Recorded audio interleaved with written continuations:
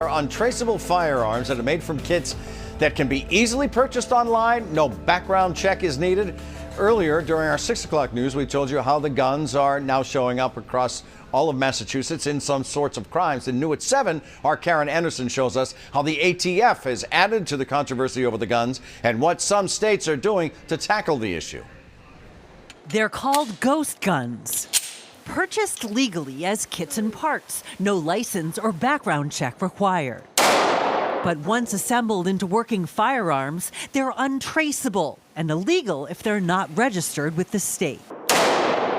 They're widely available online and easy to build with no special tools or experience needed. 5 Investigates found growing evidence that they're becoming the gun choice by some criminals who can't legally own a firearm. People are using the ghost gun loophole to get around our effective gun laws that we have in Massachusetts. Representative David Linsky argues new laws are needed requiring serial numbers on gun parts so they can't be traced, and requiring the same background checks and permitting that's necessary to buy fully manufactured firearms. Allowing this right now, what's the message that sends? The message that sends, unfortunately, is that there are ways to get around our gun laws and that we have to do everything that we can to close those loopholes. This letter from the ATF has set off the debate, deciding that gun kits shouldn't be regulated like firearms. But some states are taking action on their own.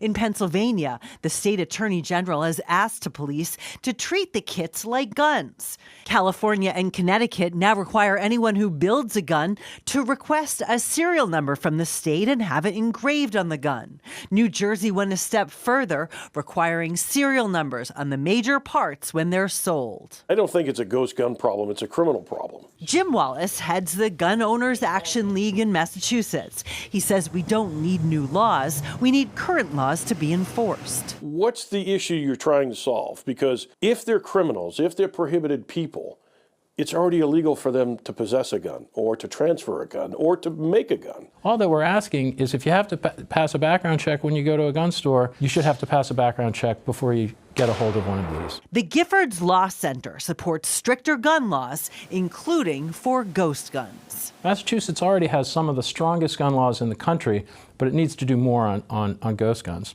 Representative Linsky's bill is currently being reviewed by the House Budget Committee.